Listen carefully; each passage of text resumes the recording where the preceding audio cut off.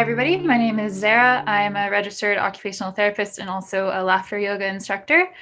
So laughter yoga, for anyone who doesn't know, has anyone done laughter yoga before? I'm always kind of curious.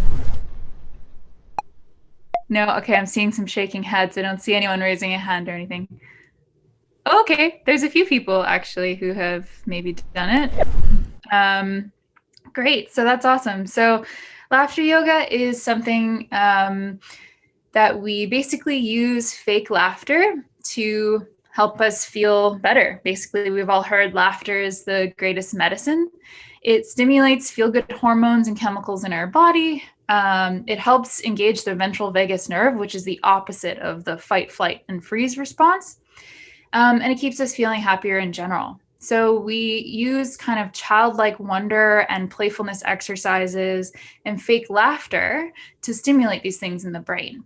The really cool thing about our brains is it doesn't know the difference when we're faking laughter versus when it's real. So all the benefits that we get from actually laughing, we can get from fake laughter as well. So just want to give you guys a couple notes about what we're going to be doing in the next 20 minutes. So we are going to be just coming up with imaginative exercises and faking laughter.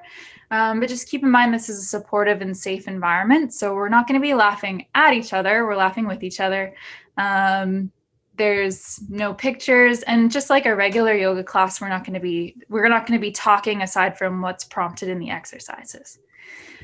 So in a few moments, I'm going to have everybody, well, whoever is comfortable, you can come on camera, you can unmute, and we're just going to start by practicing a couple different types of laughter that you can use throughout this class. So if you're like, I don't even know how to start fake laughing, you can use one of these 3 types of laughter if you can't come up with a way to fake laugh on your own. But otherwise, I'll be guiding you through some different practices to do it. So yeah, let's start.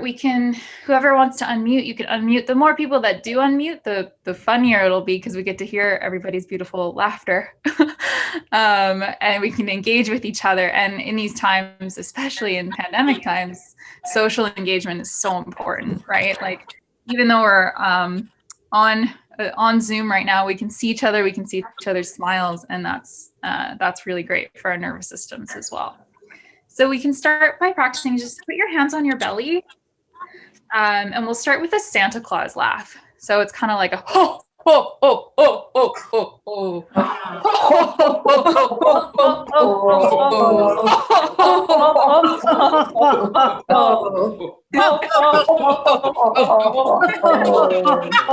Great job. Everyone's really good at it already. See, it's natural. Sometimes once you start doing it, you might laugh a little bit for real, which I always do. And we'll put our hands on our heart. We'll do a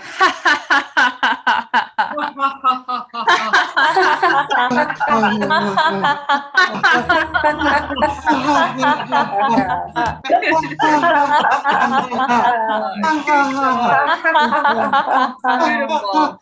Next time we'll do a little cheeky one. We'll go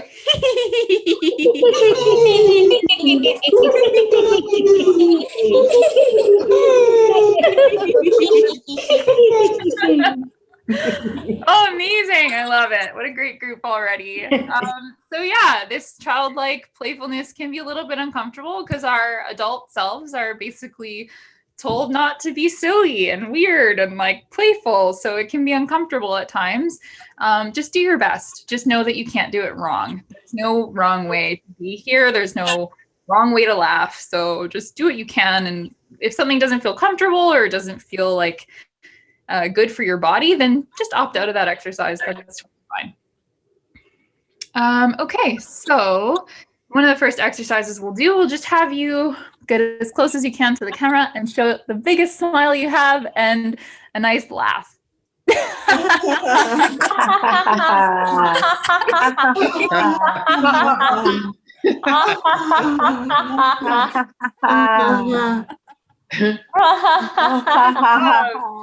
if you want, you can change the view so that you can see as many people as possible on the top. Sometimes it can be a little hard to get in touch with our laughter. So for this exercise, we're going to reach for it. So everybody take your right arm and reach up as high as you can. Reach, reach, reach. Oh, you finally got it. And you pull it into your heart.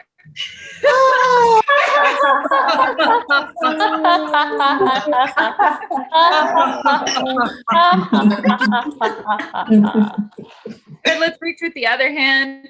Reach, reach, reach, reach, reach, reach, reach, reach. Pull it into your heart.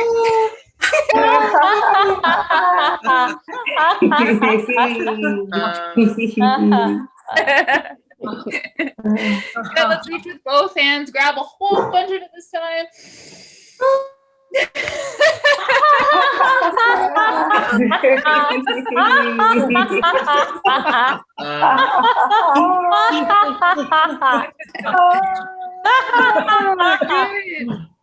Awesome job. Okay. For this next exercise, we are going to search for it. So you're going to look around. Sometimes it's even harder to find than just reaching for it. So kind of just look around the room that you're in. We're searching for it. Ho, ha, where'd you go? Oh my goodness, where'd you go? Looking around, can't find it.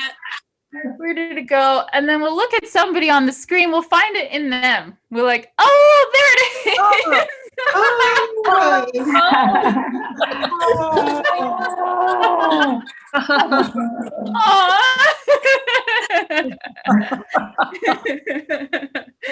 Oh, great. Awesome job. Okay. For this next one, I want you to imagine that you're looking at a list of things you got to do. So maybe it's a list of things you got to do. If you don't have that many things to do, maybe we're looking at a bill. Maybe we're looking at a bill, credit card bill, or a list of things to do. Something that has a lot of things on it that's a little bit stressful. And we're going to look at it. We're just going to laugh. We're just going to laugh. So for me, I'm going to look at my list of things to do all week. This long rolling list. And I'm going to show you guys, and I'm just gonna laugh at it. So get out your lists or your credit card bills or whatever we're laughing at, and we'll have a look and show everyone. And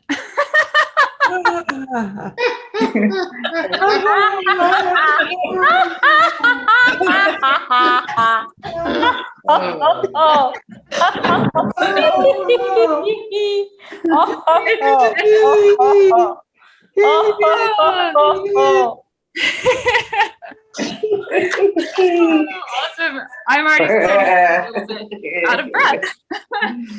It's a really strong exercise. Good for the abs. Okay, so we'll do a breath. So the reason we call this laughter yoga is because we connect movement and breath. And this breath also is a great way to soothe yourself and to regulate your nervous system. So we're going to rub our hands together, make them nice and warm. If you have glasses on, you can take them off. And you're just going to hold your hands over your eyes and take a nice breath into the belly and sigh it out. Good. Take another breath. Make your exhale longer than your inhale.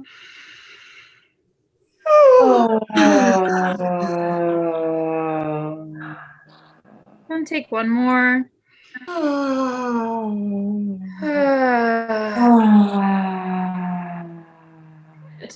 Really interesting thing about the nervous system is that when our exhale is longer than our inhale, it actually helps to calm us down more. So sometimes people are like, if you're anxious, just take a deep breath. And then people go, and they actually make themselves more anxious, because if your inhale is longer than your exhale, it stimulates your sympathetic nervous system, makes you more anxious. So when we take exhales longer than our inhales, like sighing our breath out like that, it can really help to regulate us. Okay, now what I want us to imagine is that we are just covered in muck. So we're covered in whatever problems have been facing us this week, whatever kinds of feelings we've been having that are negative. We're just kind of covered in it. We can see it on our bodies. It's like dirty muck all over us. And what we're going to do is we're just going to start to peel it off and throw it away with laughter. So start to get this muck off of you and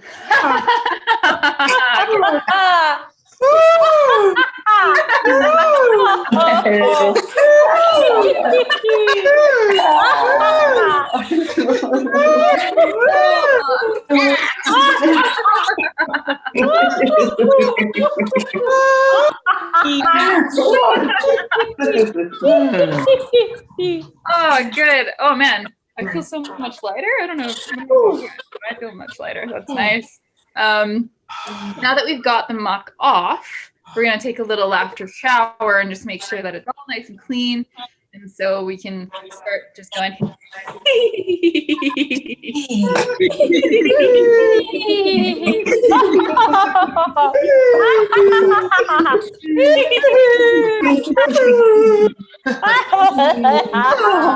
Good, shake it off, shake off whatever.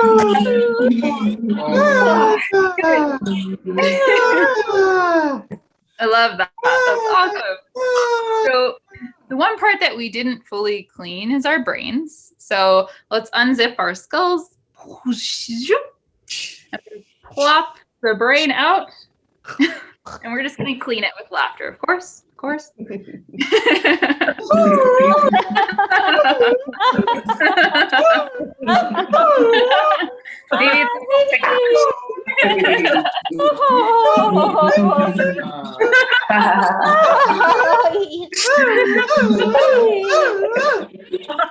Good.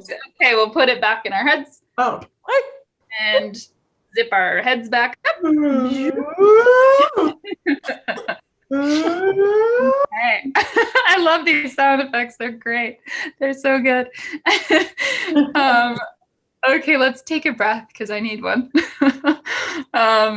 We'll do a shooting star breath. So we'll imagine seeing an amazing star shooting across the sky, and we can make a wish on it if we want.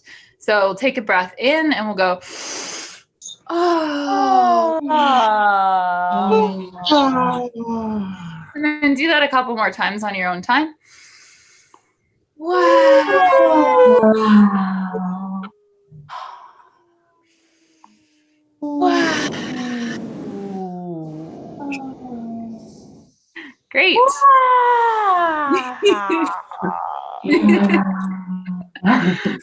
Awesome. Okay. Now we're going to pretend that we're on the phone with a friend, and they are just the funniest person in the whole world. So they're making us crack up so much. So dial up that friend. Maybe you have someone in mind. Maybe it's an imaginary friend, but just whoever it is, dial them up, and we're going to just start laughing because, man, they're hilarious. Oh, God.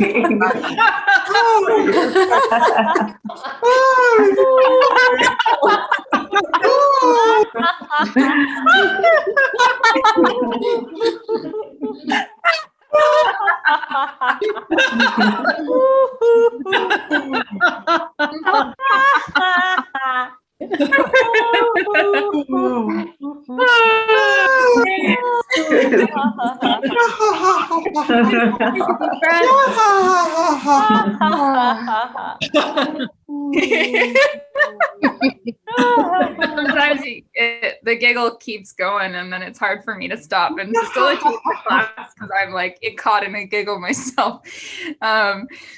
Okay, so we'll do one more laughter exercise, and then we'll lead into progressive muscle relaxation to kind of calm everything down and get everything like soothed into the body. So this one is called heartbeat laughter. Basically, we'll start on our own hearts, like ha ha ha ha, and we're gonna get bigger and bigger and bigger until we're expanding and laughing as hard as we can for as long as we can. But one thing I want you to keep in mind is that when our hands are on our hearts and we're laughing this way, we're sending all that laughter to ourselves. So we're filling ourselves up with the good hormones, the wonderful things about laughter. When our hands are expanded, we're sending it to everyone in the world that we want to send it to. So just imagine, maybe you want to send it to everyone in the whole world. Maybe you want to send it to certain people you know that need laughter. But either way, we're giving it to ourselves, and then we're sending it out into the world. So we'll start with right over our hearts. Ha ha. Ha ha. Ha ha. Just sending that to yourself. Ha ha. ha, ha, ha, ha, and then making it slightly bigger and bigger. Ha, ha, ha, ha, ha,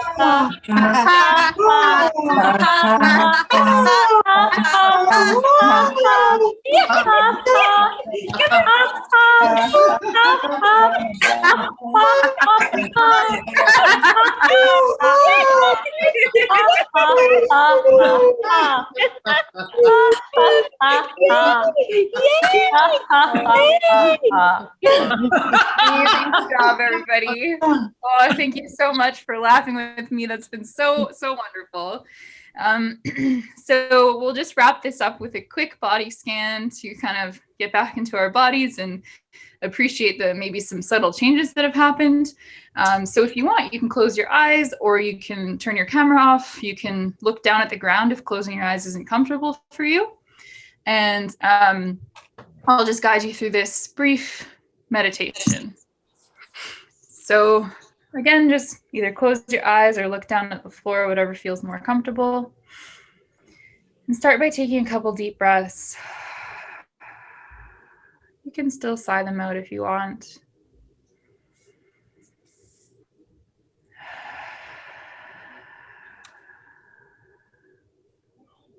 Kind of just settling into your body. Feeling the weight of your body on the chair. Starting to notice if there's any changes that have come up in your body at all over the last 15 to 20 minutes. How it feels to laugh like that. Not judging anything that comes up. If there's any emotions that are coming up, good or bad, just not labeling them as good or bad. Just noticing that there's something coming up in you right now. And then drift your attention to the top of your head and just actively try to relax any muscles in the top of your head. Slowly starting to bring that attention down into the face. Your jaw muscles and cheeks probably got used pretty good in the last little while. So just allowing those to soften, to soothe. Release all the muscles in your jaw and your cheeks. Then in your neck, let your shoulders fall away from the neck. Any tension in the upper back or the arms. Just giving a subtle suggestion to your body to release any tension there, even if it's only 15% of the tension. Just see how much your body will let go of right now in this moment. When we laugh, our chest expands. So just allowing your chest and your upper back to settle. Allowing your stomach to relax. Allowing your pelvis, your thighs to relax into the surface beneath you.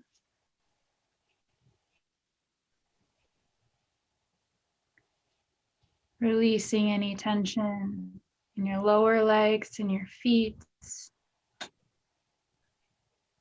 Just sending a suggestion through your whole body to release any bit of tension that it's willing to release in this moment.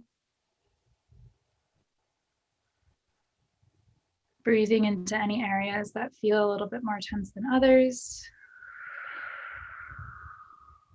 And if it's hard to feel where it feels tense, that's okay too. Just noticing whatever comes up.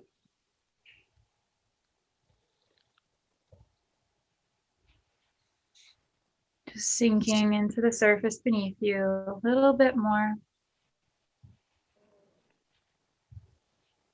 And then taking a brief moment just to thank yourself for trying something new. And for laughing with a bunch of strangers on the internet and being silly in ways that we're not often allowed to be in our society. So thank yourself for that vulnerability because it's hard. We often think of, anger or sadness or fear as difficult emotions, but sometimes joy can be a difficult one too because it's quite vulnerable. So thank yourself for that bravery. And I'll invite you as well over the next week to just think about one instance over the next week. So it might be stubbing your toe, or maybe a bird poops on you, or you break a glass, or something small that you might usually get really frustrated about. And I want you to just laugh at it. Just fake laugh at it and see how it goes. Okay, so when you're feeling ready, you can open your eyes back up or look back up, and we'll open up the floor for any questions anybody has or comments or anything. I had a question about what you said about the same circuitry and the same activation with fake as with real laughter. So have there been I assume there's been studies done about that? Yeah. So there's kind of two separate things going on there. There's one called the facial feedback hypothesis, which is where when we make certain facial expressions, it feeds back into our brain almost like a little feedback loop and creates the neurochemistry based on that expression. So they've done studies where if you smile and kind of fake a laugh or fake a smile, then it feeds back to your brain. Your brain goes, oh, I must be happy. And then it starts to kind of a cascade, creating those emotions, those chemicals. And the second thing is interesting is our brains have a hard time understanding the difference between doing something and thinking about doing something, which is why visualization is so popular in sports. They did this really interesting study where they had piano players practice a really difficult song for a few weeks, and a group of piano players actually practiced the song on the piano, and another group of piano players just thought about it. So they just thought about playing the piano in their heads, and they both improved the same amount. So our brains are really good at imagining things, and that's another reason why if we imagine something scary, it feels like it's right there in front of us and our bodies react that way. So hopefully that makes sense. You have any other questions? You can, if you're unmuted, you're welcome to ask it. Jump in there and ask it. Well, I was really interested when we unzipped our head and took out our brain. And that was like, oh my goodness, I can react with my brain in a different way and just playing with it. And I was wondering if you can speak a little bit more about the details of that and suggest some other things we could do once our brain is out of our head. Yeah, so I created that exercise because in laughter yoga, we have these things called value-based exercises where we try to do things that are actually beneficial, like, getting rid of the muck of our problems or cleaning our brains. I actually haven't tried anything else with it. So it might be useful to just kind of play around with it for yourself and see if there's other things that work. I'd love to hear about what you try and what works and what doesn't, right? It's a really good point. I've never considered doing anything else except for tickling it with my laughter. Okay, thanks. I see a question here. Do you have a list of jokes that you could send that invoke laughter? I don't actually ever tell jokes in my classes. We always do fake laughter. I wish I was more of a comedian, but I'm not that funny. I'm sure you can look some up online if you just kind of Google jokes about whatever kind of subjects you think are funny. But unfortunately, I'm not very good at telling jokes, which is maybe why I got into this business, so I could make people laugh without having to tell jokes. I was told many times before I got into laughter yoga that I was a very serious person, and now I think I'm a lot sillier. So it can definitely change a lot of things in your personality, I think. Oh, asking Siri to tell you a joke. She's sure to have a good one. There's a good question here. What does this have to do with trauma? What does laughter yoga have to do with trauma? Yeah, that's a really great question. So a lot of times with trauma, we kind of get stuck in fight or flight, right? We have a harder time engaging something called the ventral vagus nerve, which helps us to regulate our nervous systems. We get stuck in fight, flight, or freeze, I should say, or fawn is another one. And so laughter is a really, really good way to stimulate the ventral vagus nerve and to help regulate our nervous system. So it's a tool for helping to manage the after effects of trauma. That's how I would say it. You said fight, flight, or freeze, and then you said another word, fawn. What was that? Yeah, so fawn is another trauma response. So if a lion bursts into my room right now, I would have the option to fight it, try to run away from it, freeze, play dead, or I could fawn it, right? I could try to throw it a snack or be like, please don't hurt me.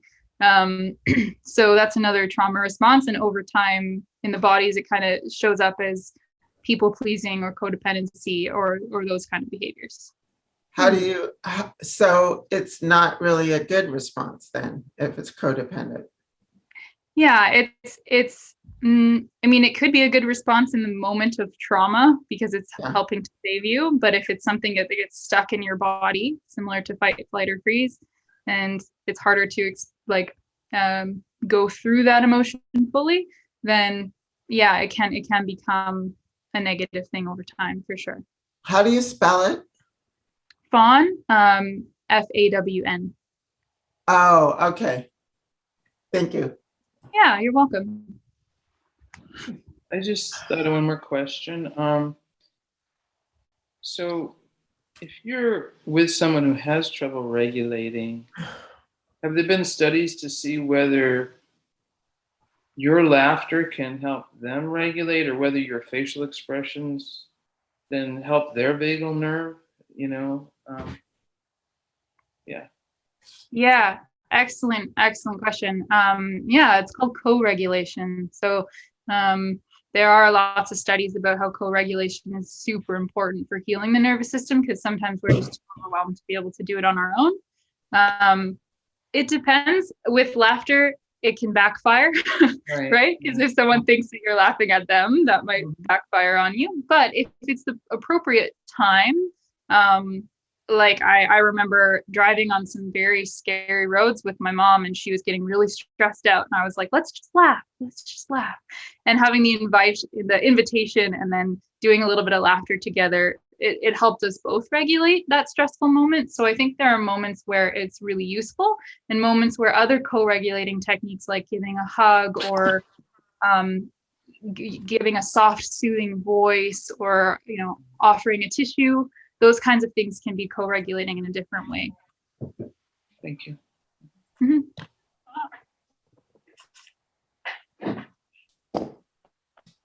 Is play. So yeah, play would be engaging the parasympathetic. So the parasympathetic is divided into ventral vagal, which is the calm, rest, and digest, and dorsal vagal, which is the freeze response. So when we're laughing, we're engaging with that ventral vagal system. Sometimes if we're a little excited, there might be a little bit of sympathetic activation because there's energy in our bodies, but generally it's that ventral vagal parasympathetic stimulation going on there. Someone just asked, how does laughter affect coherence and heart rate variability? So I don't know if I can answer that directly because I'm not exactly sure if there's been studies specifically about laughter and heart rate variability, but because it does help improve the ventral vagal tone, then I would assume that it would also impact your heart rate variability in a positive way. That will be my assumption, but I don't want to make any assertions because I'm not 100% sure. Yeah, so next week it'll be pretty much the same thing, kind of similar format, where we do laughter and then we do a little bit of a meditation at the end, and but the exercises will be a little bit different. So you can expect to have different prompts, but kind of a similar idea.